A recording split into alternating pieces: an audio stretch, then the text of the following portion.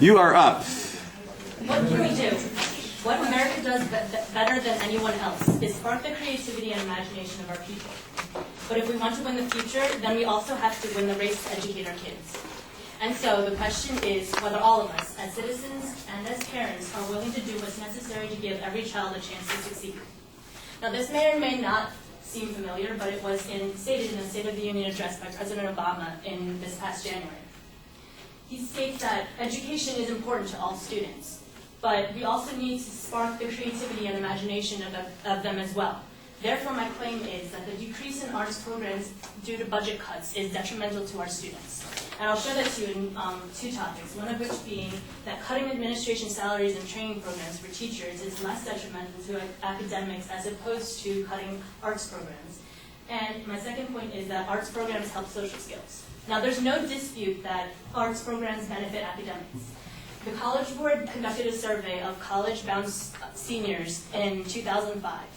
In students with half a year or less of academic arts programming scored an 485 in verbal and a 502 in math. Those with 4 or more years of art programming scored 534 in verbal and 540 in math. That's a 58-point difference in verbal and a 38-point difference in math, showing that arts programs benefit students academically. My first point was cutting administration salaries and training programs for teachers. Administrators earn too much money. According to the Chicago Courier-News, administrators are earning 6 figures and raising, and their salaries are even posted online according to the Illinois Public Act 960434. Also, the pensions of administrators are in the 6 figures. According to the Sacramento Bee, the 5th largest newspaper in the state of California, there are 6-figure pensions of these administrators, one of which being Sacramento City Unified School District Superintendent Mary Carrillo Mejia, who earns $195,000 towards her pension. In addition, too much money is spent on teacher training programs. According to the News Tribune, the 2nd largest newspaper in the state of Washington, $7.3 million are being spent on education, but $6 million of those dollars are going towards 7 days out of the whole school year for teacher training programs. This goes to show that too much money is being allotted for all the programs and the superintendents and administrators. My second point is that arts programs help your social skills, in addition to education.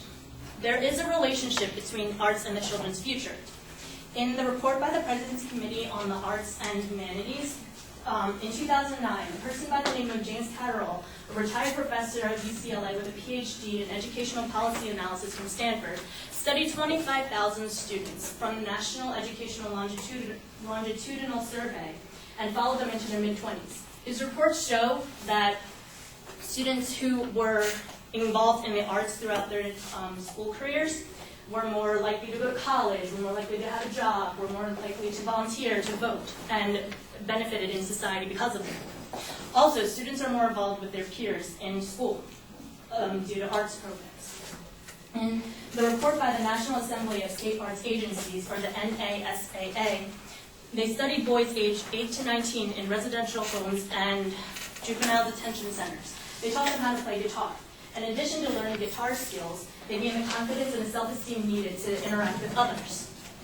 Also in the report by the NASAA, they see that students involved in arts programs developed habits of mind. They studied dancers versus non-dancers, and dancers scored higher in measures of creative thinking, which can be used in classes like English or even a debate class. Arts help education, that's for sure, but also arts can help your social skills as well. And too much money from the budget cuts is being allotted for the administrators' salaries as well as teacher programs. So instead of cutting the arts programs, why not use that money for academics? Because arts benefit academics. Therefore, my claim stands that cutting arts programs due to budget cuts is detrimental to students everywhere.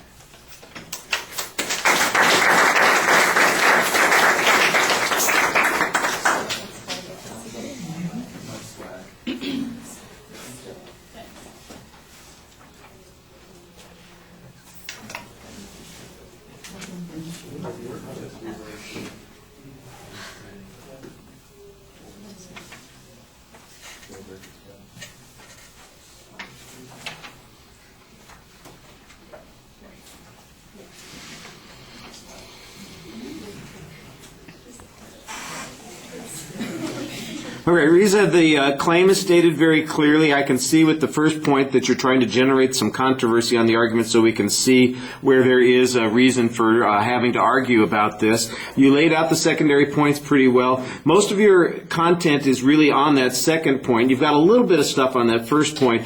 I do like the example that you have, and that seems to be pretty important. There's some general information about the training programs in the one state, I think it was Washington, and the amount of money that they're spending. What we need is a little bit more data that shows that it's significant enough, for instance, that there would be even close to a trade-off with the arts programs that are being cut. The two pieces of information that you're missing here, for instance, are how much excessive amounts of money is being spent on administrative pensions and those kinds of things, and on teacher training programs, and how much is being cut in the arts programs. If we had that data, we could make an easier comparison, because that's what you're asking us to do.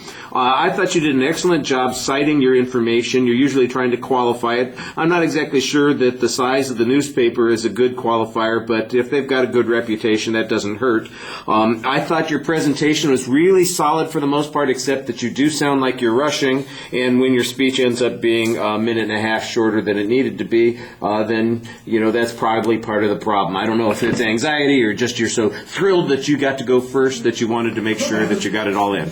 All right, thank you.